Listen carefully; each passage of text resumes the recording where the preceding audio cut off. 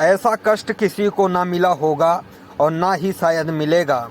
ऐसा महाराजा हरिश्चंद्र को जो कष्ट मिला था। दोस्तों, इस कहानी को सुनकर आप लोगों के आंखों में पानी ना आ गया तो कुछ ना हुआ। ये कहानी है राजा हरिश्चंद्र के दुखों की। ऐश्वर्य में जी रहे राजा हरिश्चंद्र एक महान राजा थे, परंतु एक दिन उनको किसी की नज़र लग गई। देवलोक में सभी ऋषि मुनियों और देवताओं की बैठक लगी हुई थी और उन्होंने यह विचार किया कि संसार में सबसे महान कौन है, जो कि सत्य पर टिका हुआ है और सत्य से महान कोई भी नहीं हो सकता। यह विचार कर रहे थे कि वहाँ वशिष्ठ ऋषि ने कहा कि राजा हरिश्चंद्र हैं, जो कि सबसे बड़े सत्यवादी हैं, जो पृथ्वी लोक में रहते हैं। यह सुनकर विश्वामित्र को हंसी छूट पड़ी, क्योंकि विश्वामित्र एक मनुष्य पर सत्यवादी होने का बात सुनकर वह हंस उठे कि मनुष्य ऐसा सत्यवादी नहीं हो सकता कि वो हमेशा अपने वचनों पर कायम रहे और अडिग रहे। उनकी हंसी देखकर नारद मुनि बोले कि आप क्यों हंस रहे हैं महर्षि। तब ऋषि विश्वामित्र ने कहा कि मनुष्य कभी भी ऐसा सत्यवादी नहीं हो सकता। तो विश्वामित्र जी ने कहा कि वो हैं, उनसे महान सत्यवादी आज संसार में कोई भी नहीं है। यह सुनकर विश्वामित्र कहे कि मैं जब तक उनकी परीक्षा ना ले लूं तब तक कैसे सिद्ध कर दूं कि वो सत्यवादी हैं। यह बात कहकर ऋषि विश्वामित्र वहां से चले आते हैं और सीधा अयोध्या आते हैं राजा हरिश्चंद्र के राज में, और उनसे कहते हैं, हे राजन, मुझे एक यज्ञ करना है, उसके लिए मुझे धनराशि की ज़रूरत है, सो तुम मुझे दे दो। यह सुनकर राजा हरिश्चंद्र दानी भी थे। उन्होंने कहा कि हे महर्षि, आपको जो भी जितना भी धन चाहिए आप मुझसे ले सकते हैं। विश्वामित्र ने कहा, जो कुछ भी मांगूंगा आप दे देंगे राजन। तब राजा हरिश्चंद्र जी कहते हैं कि हे महर्षि, आपके लिए तो मैं प्राण दे दूं, आप बोलिए, जो कुछ भी चाहिए मैं आपको दे दूंगा। तब महर्षि विश्वामित्र कहते हैं कि हे राजन, मुझे अपना ऐश्वर्य, राजपाट सब कुछ मुझे दे दो। यह सुनकर राजा हरिश्चंद्र के अंदर मुस्कुराहट आ जाती है और वो कहते हैं कि हे महर्षि, आपने यह क्या मांग लिया, यह सब कुछ आपका हुआ। विश्वामित्र अचंभित हो गए कि इतने सहज भाव से कोई राजपाट कैसे दे सकता है। विश्वामित्र ने कहा, हे राजन, तुमने एक वचन और दिया है मुझे धन राशि देने का, सो उसे भी पूरा करो। तब राजा हरिश्चंद्र कहते हैं कि हे महर्षि, आपको कितना धनराशि चाहिए। तब विश्वामित्र जी कहते हैं, मुझे 100 स्वर्ण मुद्राएं चाहिए, सो तुम मुझे दे दो। यह सुनकर राजा हरिश्चंद्र जी कहते हैं कि हे महर्षि, मैं आपको शाम तक 100 स्वर्ण मुद्राएं दे दूंगा। यह सुनकर राजा हरिश्चंद्र की बात सुनकर विश्वामित्र को लगा कि यह कैसे पूरा हो पाएगा, परंतु राजा हरिश्चंद्र तो हरिश्चंद्र ही थे। वह जाते हैं और नगर के बाहर अपनी ही बोली लगा देते हैं। कहते हैं, जो कोई भी मुझे 100 स्वर्ण मुद्राओं में खरीद लेगा, सो वो उसका मैं दास हो जाऊंगा। राजा हरिश्चंद्र को एक जल्लाद खरीद लेता है और उनकी पत्नी और बच्चे को एक ब्राह्मण खरीद लेते हैं, जो कि अपने यहाँ ले जाते हैं। और राजा हरिश्चंद्र जी उन स्वर्ण मुद्राओं को ले जाकर विश्वामित्र जी को दे देते हैं। विश्वामित्र के मन में विचार आया कि ऐसा कैसे हो गया, यह अडिग क्यों है अपने बात पर। यह सब सोचकर वह विश्वामित्र ने एक नाग को प्रकट किए और उसके पुत्र को, राजा हरिश्चंद्र के पुत्र राहुल को डसवा लेते हैं। राहुल को जब नाग डस लेता है तो राहुल की माता तारावती, जो कि हरिश्चंद्र की पत्नी थी, वह रोती बिलखाती रहती हैं और वे शमशान ले जाती हैं अपने बच्चे को जलाने के लिए।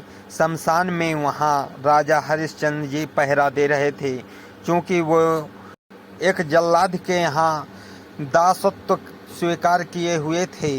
सो जल्लाद ने उन्हें शमशान में काम दे दिया हुआ था कि जो कोई भी यहाँ अपनी लाश जलाने आए उससे कुछ चावल और एक स्वर्ण मुद्रा और कफन ले लेना। जब तारावती अपने पुत्र राहुल को जलाने के लिए वहाँ ले जाती हैं तो राजा हरिश्चंद्र जी उन्हें रोक लेते हैं और कहते हैं, हे देवी, तुम तभी लाश जला सकती हो जब तुम एक स्वर्ण मुद्रा और कफन का कपड़ा और चावल मेरे खाने के लिए दे दोगी। तारा राजा हरिश्चंद्र की आवाज़ से उन्हें पहचान लेती हैं और कहती हैं, हे स्वामी, मैं आपकी पत्नी तारा हूँ और ये आपका पुत्र है। सो इसको सांप ने डस लिया है, इसलिए मैं इसे जलाना चाहती हूँ। हे स्वामी, मैं आपकी पत्नी हूँ। राजा हरिश्चंद्र यह सुनकर रोने लगते हैं और कहते हैं कि ये क्या हो गया हमारे साथ। कुछ देर में राजा हरिश्चंद्र के मन में विचार आया और उन्होंने कहा कि हे देवी, तुम तभी जला सकती हो जब तुम हमारी कर को चुका दोगी। यह सुनकर तारा कहती हैं कि हे स्वामी, मेरे पास कुछ भी तो नहीं है जिससे मैं आपके कर को चुका दूं। तब राजा हरिश्चंद्र कहते हैं कि तुम्हारे गले में ये स्वर्ण के जो माला है उसे दे दो। तुम झूठ क्यों बोलती हो देवी कि तुम्हारे पास कुछ भी नहीं है। यह सुनकर तारा तुरंत अपने गले से वह माला जो कि सुहाग की निशानी थी उसे दे देती हैं और अपनी साड़ी का आधा कपड़ा फाड़कर राजा हरिश्चंद्र को कफन के लिए दे देती हैं। यह सब देख रहे थे देवता और ऋषि विश्वामित्र भी। सबके आँखों में आंसू आ गया। आज यह राजा जो था रंक हो गया, रंक से फकीर हो गया। आज उसकी पत्नी अपने कपड़े दे दी। यह क्या हो गया। हरिश्चंद्र अपने हिस्से का चावल मुफ्त छोड़ देते हैं और कहते हैं कि मेरे पुत्र के लिए है, सो मैं अपने हिस्से का चावल नहीं लूँगा।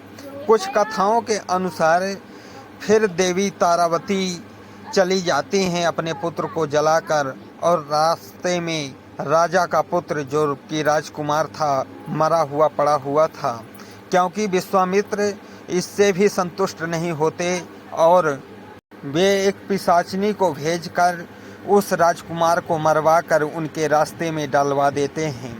वह पिशाचनी ऐसा ही करती है और वहाँ राजा के सैनिक आ जाते हैं और वहाँ देखते हैं कि रानी तारावती वहाँ खड़ी थी जहाँ वो पुत्र राजकुमार पड़ा हुआ था। सो रानी तारावती को ले जाते हैं और आरोप में उसका वध करवाने का आरोप लग जाता है। रानी तारावती का वध जब उसी जल्लाद को मिलता है वध करने के लिए, सो जल्लाद काम दे देता है राजा हरिश्चंद्र को और कहता है, हे दास, तुम जाओ और इस औरत का वध कर दो। जब राजा हरिश्चंद्र उस औरत को मारने जाते हैं तो देखते हैं कि उनकी पत्नी तारा थी। वे रोने लगते हैं और कहते हैं कि तुम ऐसी हालत में कैसे हो, कैसे तुम्हें वध करने का आदेश मिल गया मुझे। तब रानी तारावती सारी वृतांत बताती है। फिर भी राजा हरिश्चंद्र कहते हैं कि तुम्हें चूँकि मुझे काम मिला है तुम्हें मारने का, हे देवी, तुम मेरा सहयोग करो और तुम्हारा मैं वध कर सकूं। ताकि रानी तारावती भी तो राजा हरिश्चंद्र की ही पत्नी थी, वह कैसे पीछे हट सकती थी। दोस्तों, रानी तारावती राजा हरिश्चंद्र के कहने पर उस जगह पर आ जाती हैं जहाँ की वह सहज भाव से उनका सर धड़ से अलग कर सकते थे। यह सब देख रहे थे देवता और किन्नरगण, सभी देखकर अचंभित थे और सभी के आंखों में पानी था। राजा हरिश्चंद्र जैसे ही अपनी तलवार उस पर डालते हैं अपनी पत्नी के सर के ऊपर, वैसे ही वह माला बनकर उनकी पत्नी के गले में पड़ जाती है और वहाँ विश्वामित्र प्रकट हो जाते हैं और कहते हैं, धन्य है राजन, धन्य है राजा हरिश्चंद्र। आज के बाद संसार में तुमसे बड़ा त्यागी और तुमसे बड़ा सत्यवादी कोई न होगा। तुम्हें संसार सदैव सत्यवादी हरिश्चंद्र के नाम से जानेंगे। यह सुनकर राजा हरिश्चंद्र महर्षि को प्रणाम करते हैं और वहाँ महादेव और महाकाल भी प्रकट हो जाते हैं और सभी उनको आशीर्वाद देते हैं। दोस्तों, विश्वामित्र की हार हुई और विश्वामित्र इस हार से बेहद खुश हुए और उन्होंने मान लिया कि सत्य सबसे बड़ा है संसार में, और वे राजा हरिश्चंद्र को अपनी आधी शक्ति दे देते हैं, आधा तपोबल दे देते हैं। दोस्तों, मेरी यह वीडियो कैसी लगी कमेंट में ज़रूर बताएं।